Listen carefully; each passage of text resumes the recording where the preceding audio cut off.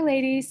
We are going to take a look at a couple of things that I want you to be aware of with regard to um, AP Classroom, which you're going to need to sign up for, and also the mastering component. So I'm going to share my screen, and you can follow along with me to use some of the resources that are at your disposal and that you'll be expected to use. So at this moment, I will do that.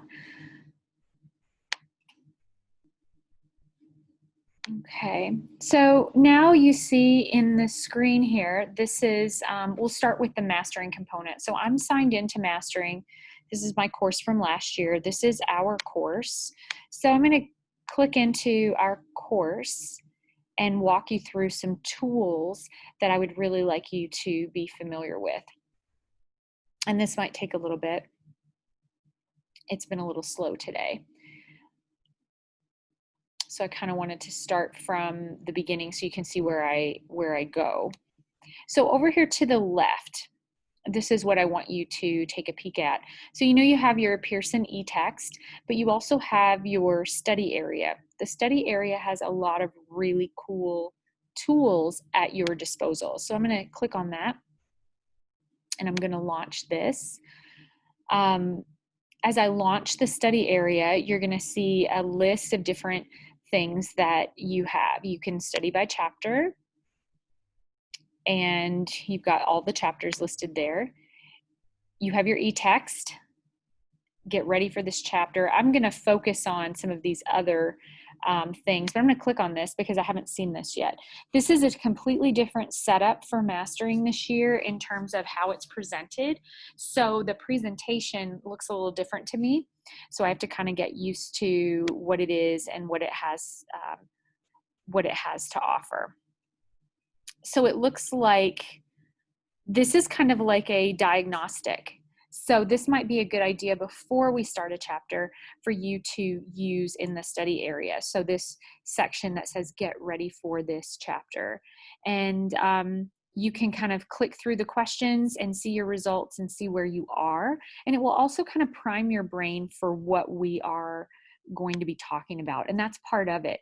So when you come to class blind, you don't necessarily come with your brain ready and receptive to receive the information. So this looks like a really good idea. And that's new. That's not something that we've had in the past. Now, this is something we've had, the practice test, the cumulative test. So let's talk about these two study area features. So the practice test is a test for every chapter, and you will get your results immediately. If you want to just kind of practice, it gives you little hints. It tells you where to find the information. Each chapter will probably have a different amount of questions. So I'll just scroll down so you can kind of get an idea of how long it is. So it looks like there's 28 questions in chapter 1. So you could take this practice test maybe as kind of a formative way to see where you are in your ability to comprehend and process the information. So you've got that for every single chapter. So that's a great resource. And these are things that you would want to do on your own. Like, I'm not going to assign these things. I might suggest it, but as you figure out how you're going to navigate this course, you can do that. For some people, yesterday in one of the classes, I think I was speaking to those individuals in my 5th hour AP on the KC group. Yesterday, I mentioned this feature, which is a fantastic feature because our course is never over one chapter in terms of a test. We always have 2 or more chapters on a test, 2 to 4 typically. So it's kind of nice because you can determine how many questions you want on this cumulative practice test. You can so you can choose those chapters. So let's say we want 1, 2, and 3 because your first test is going to be over the first 3 chapters of our book. You can choose how many questions you want. So if you want 20, there you go. So let's create this quiz, and it will have questions from every single chapter. But what's cool is you have hints and you have the section of the book from which the material comes. So that's something I wanted to kind of talk with you about in terms of what's available to you.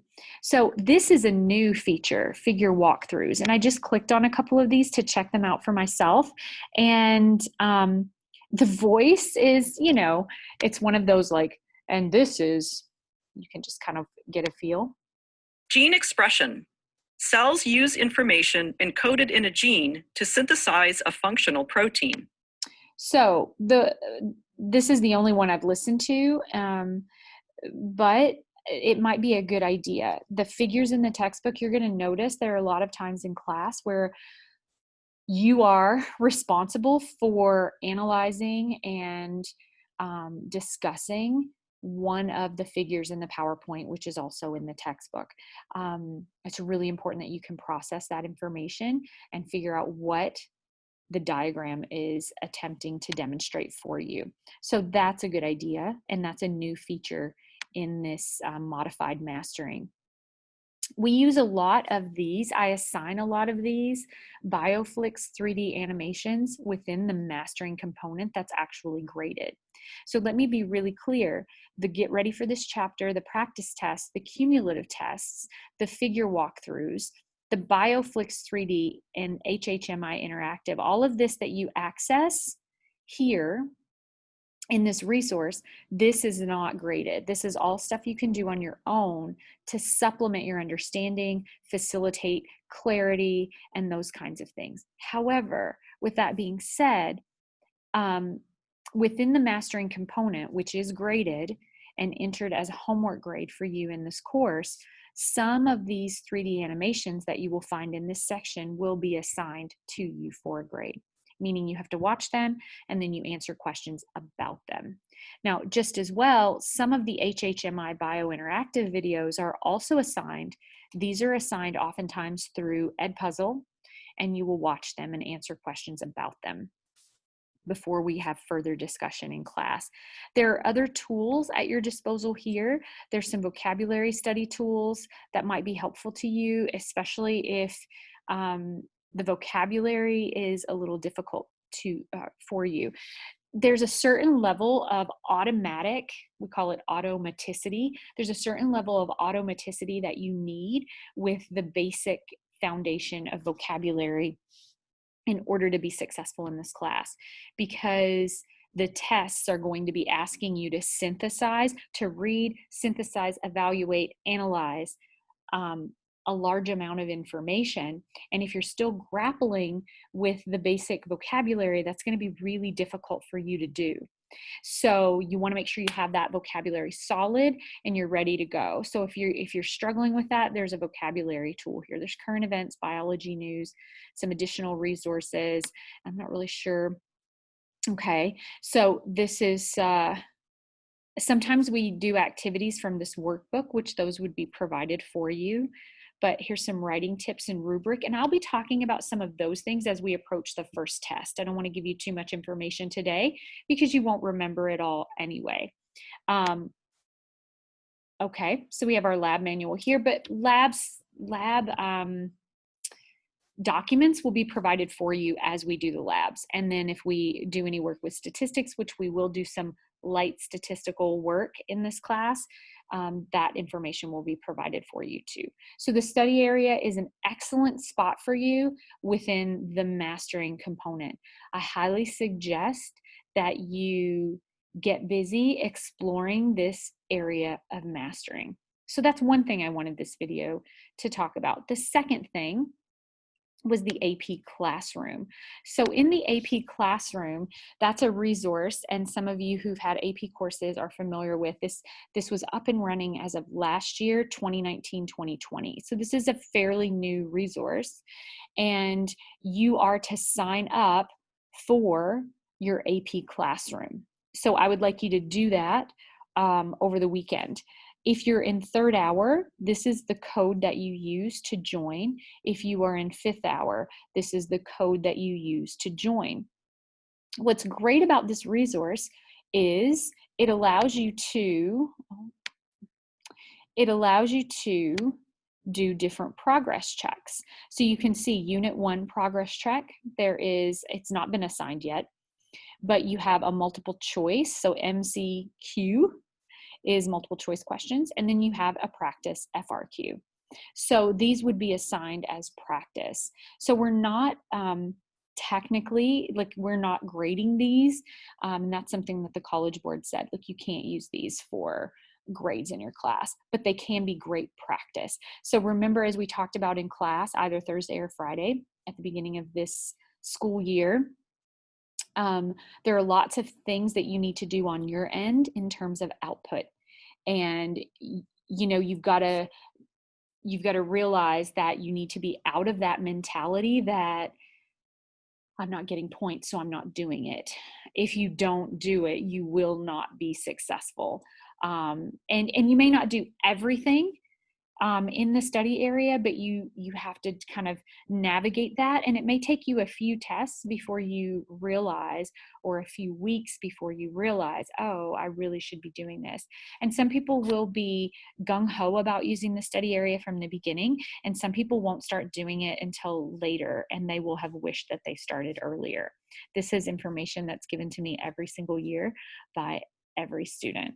So it never fails. Even though I kind of present information to you, tools that you can use, some students will choose not to use it because they think they will be okay. And I'll just take this little opportunity to share with you a personal story. So my niece had the opportunity to take AP Bio in high school, and she lives in Kentucky. And she signed up, and then she decided, it's my senior year, I'm not going to do that to myself. And she went into a nursing program, and she went through first year no problem. And everybody kept telling her second year is going to be so hard, it's going to be so difficult.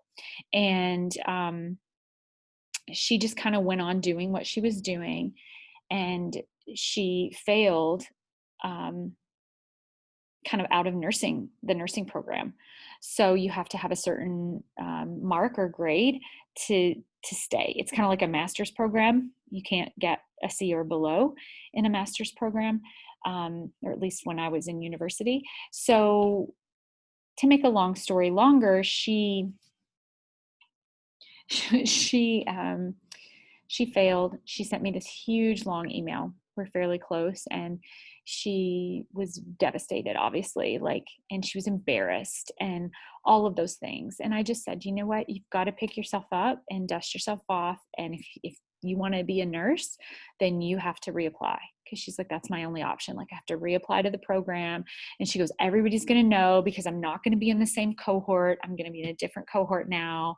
But guess what? She's back in, and this is her last year, and I'm just so very proud of her. But she said, I just wish I had done some of the things and changed the way I did things sooner. And, sometimes we have to learn the hard way. That's just the way life goes. We're all on a different journey. And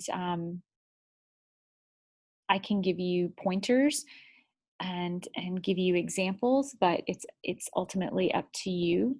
But I do hope, no matter what, if you're struggling, you will come and chat with me about it. I know this is a different time. This is COVID.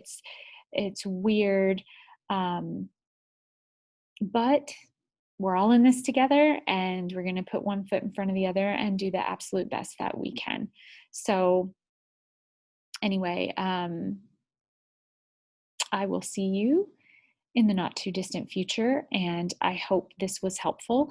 Oh, before I forget, I haven't assigned any of these yet. I will, because the Unit 1 includes chapters 1, 2, and 3, I would likely not assign this until later, so sometime in the week. But I would have a window of opportunity for you to complete this at your own pace. And then I can look, of course, how many times you accessed it, did you do it, and those kinds of things. So if you come to me and you say, I'm struggling, I'm going to ask you, are you doing these things? And I can look and see if you are. And so that's not to be, kind of rude or anything, or like, well, you're not doing this, but it is helpful because these are sources of output. And as we talked about, reading, video watching, and all that other stuff is input, and you need output to see if you know what you're talking about, if you know what you read, if you remember it, if you understand it. So output, output, output, And again, I hope this was helpful, and I will see you in the not too distant future.